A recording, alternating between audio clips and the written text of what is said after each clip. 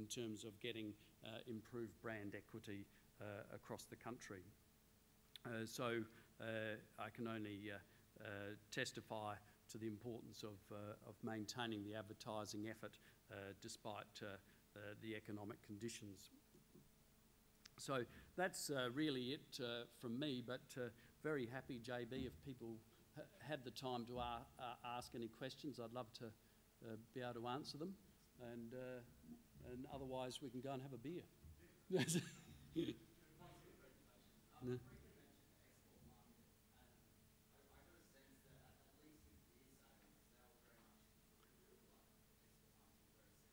Yes.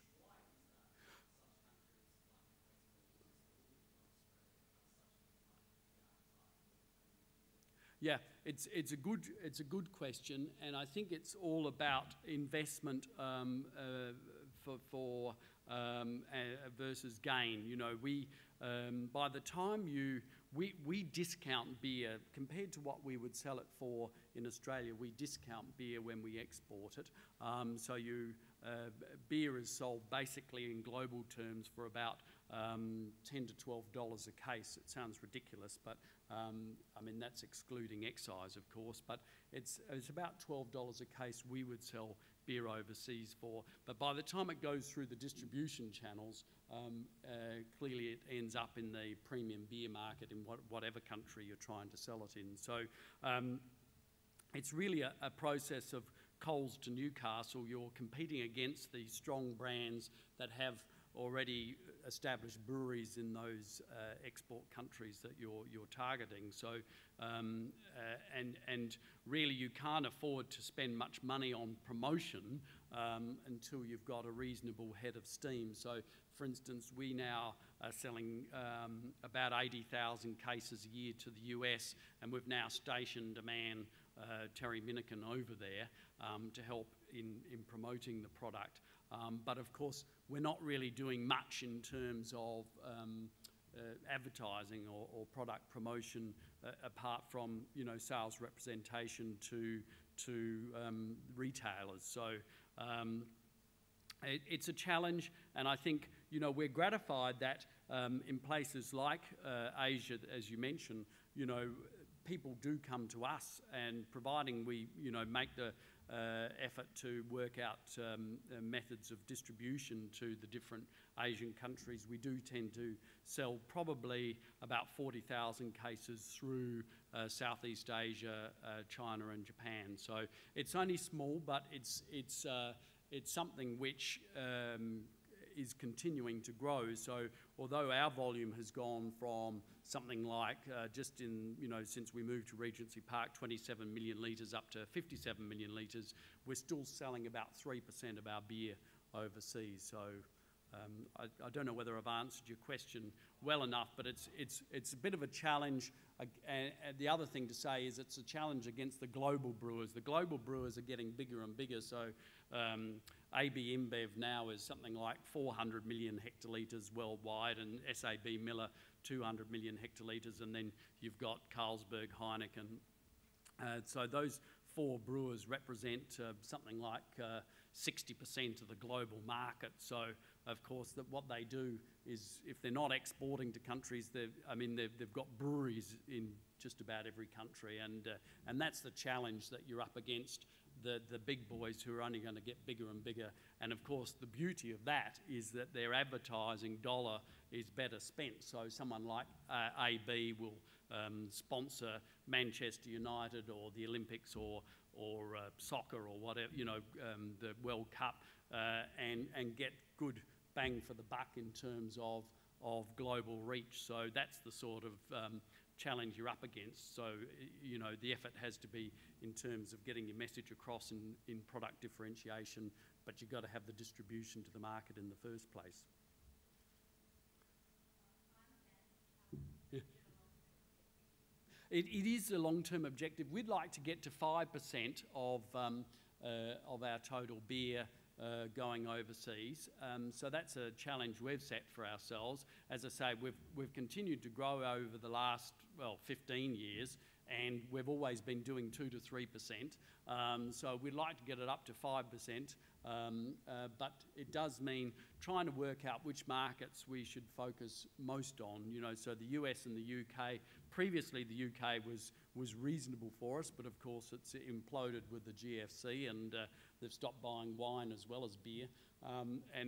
So, you know, Asia's continuing to be quite strong for us, and that's now our second best market, if you could consider Asia to be a market.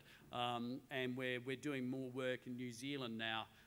So we've got three sales people in New Zealand. So we're hoping, if you know, again counting New Zealand as export effort, we're hoping to get up to 100,000 cases in New Zealand over the next 3 years as well. So, you know, there is an objective to try and improve.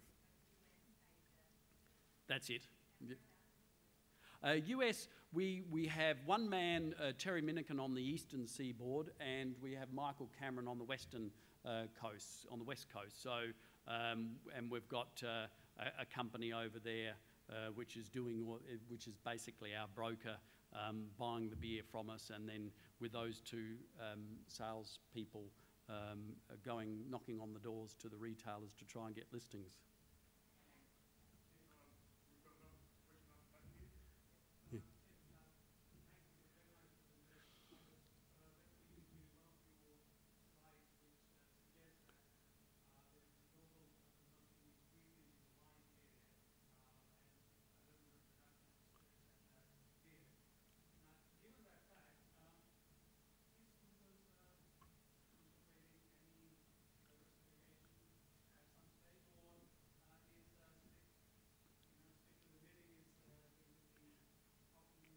Yes, stick to the knitting.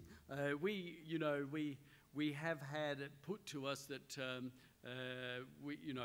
there was the graph that you were talking about. So that was showing that growth in wine. When wine was growing well, it was put to us that we should pay some attention to wine, but we decided that we better stick to the knitting. It was really, I suppose, a function of the investment that we made at Regency Park.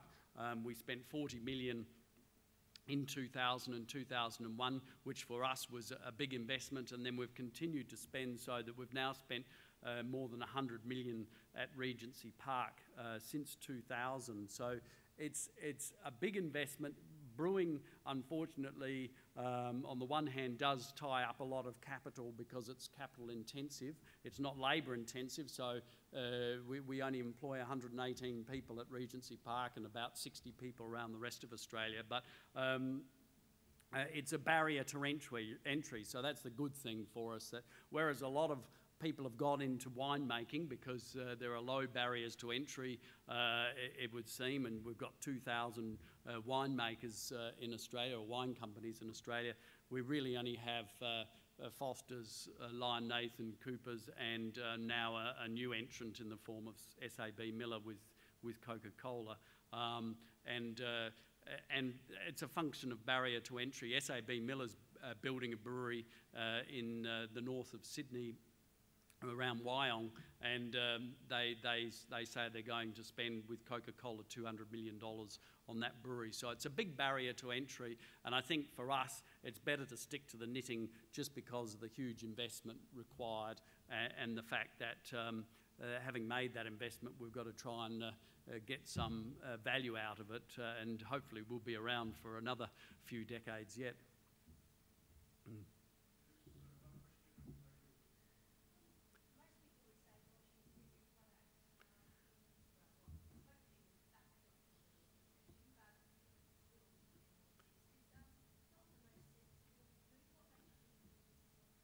Well, I guess as partial justification, we started about 18 months ago, so before the worst of the downturn started. So, and